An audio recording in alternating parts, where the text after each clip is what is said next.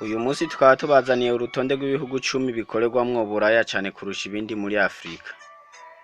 Mu gihe hari abavuga ko gukora uburaya ari ingeso, abandi bakabukora bashimangira ko babutewe n'ubukene, ubupfuvyi n'ibindi, ibihugu bimwe bimwe birabihana.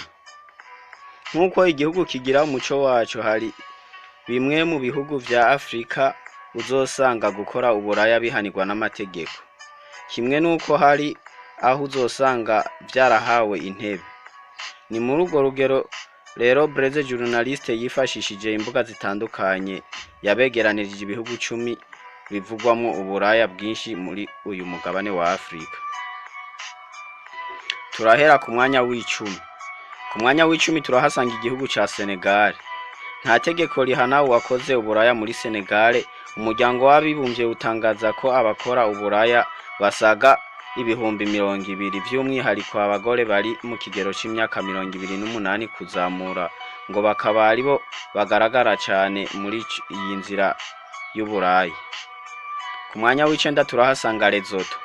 Iki gihugu kiza mu bituwe n'abanyagihugu bakeya muri Afrika, kikaba kikigendera no ku ngoma ya cami kandi gikenye. Kubera umuco w'ubuharike muri iki gihugu ngo utuma abandura agakoko gatera sida biyongera. Ubukene ngo bukaza kuyisonga mu bitera abagore n'abakobwa bishora mu burayi. Ku mwanya w'umunani turahasanga igihugu ca Tanzania. Muri Tanzania gukora uburaya ntabwo vyemewe, ni igikorwa gihanwa n'amategeko nyuma yo gushiraho n'irindi tegeko rihana abakwirakwiza amafoto y'urukozasoni n'amashusho ku mbuga ngurukana bumenyi. Iki gihugu ubu ngo kiri ku rugamba rwo guhangana n'icuruzwa ry'abana b'abakobwa bajanwa gukoreshwa uburaya ku nguvu mu bihugu vy'Abarabu hariya ku mugabane wa Aziya. Umuryango w'abibumbye wemeza ko abasaga miliyoni 155 n'amajana 450 bakora uburaya muri Tanzania. Abakobwa bakiri bato ngo bakaba bishora muri izi ngeso kubera ubukene, umuco ndetse no kubura akazi. Ku mwanya w'indwi turahasanga igihugu ca Mozambique. Nubwo uburaya muri Zimbabwe butemewe, ngo usanga abakobwa benshi bo muri iki gihugu baja muri Afrika y'Epfo kubukorayo. Uburaya bushigwa mu ciciro ca gatatu c'ivyaha bihanwa muri iki gihugu. Polisi iba yemerewe gufata umukobwa canke umugore atambuka kw'ibarabara saa moya z'ijoro. Mu mwaka wa 2011 ubwo hatogwa itegeko ryo guhana uwakoze uburaya, ngo leta yari ifise intego zitatu arizo guca ruswa, kugwanya icorezo ca sida ndetse no kurengera uburenganzira bw'umugore n'umukobwa. Aho rero hari ku mwanya w'indwi niho duhasanze igihugu ca Mozambique. Ku mwanya wa gatandatu hari igihugu ca Malawi. Mu gihugu ca Malawi gituwe n'abaturage basaga miliyoni 18. Gukora uburaya ntabwo bihanirwa, bukorerwa mu mahoteli n'utubare cane mu duce dukunzwe kugerwamwo n'abakerarugendo. Mu 2015 caharugwa mu gihugu cose indaya zivyemera ko ari wo mwuga uzitunze zisaga ibihumbi 200. Ku mwanya wa gatanu turahasanga igihugu ca Namibia. Muri Namibia nta tegeko rihana umuntu yagurishije cankwe yaguze igitsina. Igihanirwa ni ukubikora nk'umwuga. Ikaba yategura inzu ikitwa ko ari yo ikorerwamwo uburaya. Ubushakashatsi bwakozwe rero na Banki y'Isi bugaragaza ko muri iki gihugu haharugwa indaya zirenga ibihumbi 11. Ku mwanya wa kane turahasanga igihugu ca Zambia. Nta tegeko rihana muri Zambia umuntu yakoze uburaya. Agashami ka Loni gashinzwe kugwanya icorezo ca sida gatangaza ko mu muji wa Lusaka haharugwa indaya zisaga ibihumbi 9,285. Abakobwa benshi ngo bakaba bakora uburaya bitewe n'ubukene. Ku mwanya wa gatatu turahasanga Afrika y'Epfo. Iki gihugu kiri mu majepfo ya Afrika, kinini kandi canakataje mu vy'iterambere kuri uyu mugabane. Kiza ku mwanya wa gatatu mu bikorerwamwo uburaya. Uburaya muri iki gihugu ntabwo bwemewe, haba ku rutonde rw'abagura igitsina ndetse n'abakigurisha. Ikinyamakuru Sakape gitangaza ko gukora uburaya atari amahitamo ahubwo benshi babikora kubera ubukene. Ubushakashatsi buheruka gukorwa mu 2013 bwagaragaje ko ababarirwa hagati ya miliyoni 121 na miliyoni 167 bakora uburaya kubera abanyamahanga benshi bagendera iki gihugu gikora ku nyanja. Umuco w'ubuhahi wo guharika uremewe muri iki gihugu ni bimwe rero mu vyongera umuvuduko w'uburaya ndetse n'icorezo ca sida. Ku mwanya wa kabiri turahasanga igihugu ca Kenya. Kenya nk'igihugu cyo mu burasirazuba bwa Afrika kiza ku rutonde rw'ibihugu bikorerwamo uburaya cyane.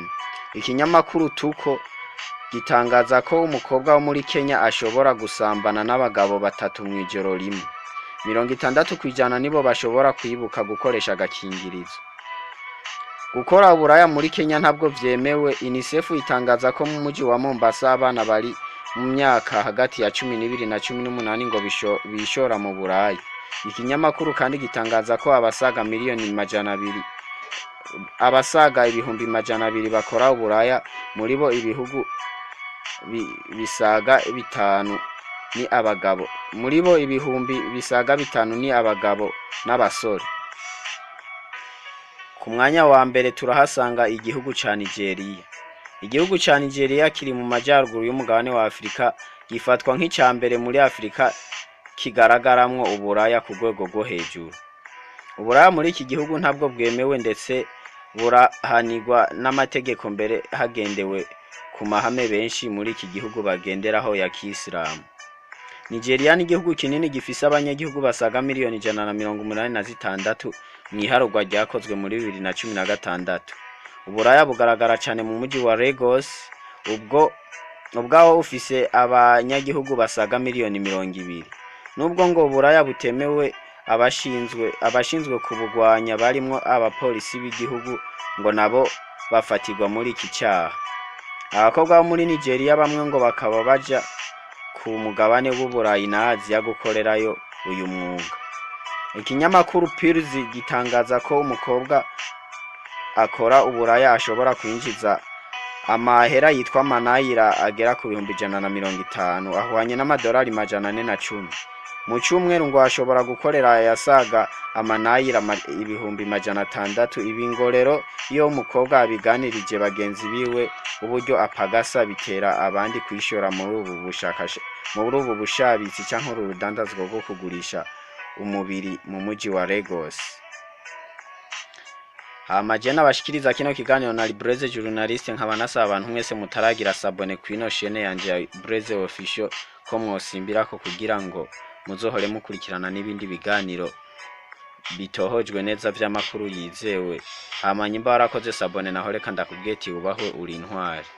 Hama abantu bahora biyumvira yuko ibi bintu tubikora burya hajya nta muntu mwiza cyane ku buryo atokuyovya, nta n'umuntu mubi cyane ku buryo atoguha isomo ry'ubuzima. Burya hajya umuntu azi ubwenge yigira kuri babi no kubeza, kuko buri muntu wese yavamo ikintu cyose.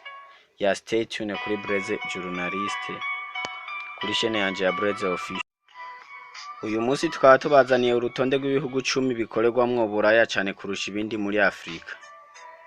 Mu gihe hari abavuga ko gukora uburaya ari ingeso, abandi bakabukora bashimangira ko babutewe n'ubukene, ubupfuvyi n'ibindi. Ibihugu bimwe birabihana. Nkuko igihugu kigira umuco wacu, hari bimwe mu bihugu vya Afrika uzosanga gukora uburaya bihanirwa n'amategeko. Kimwe nuko hari aho uzosanga vyarahawe intebe.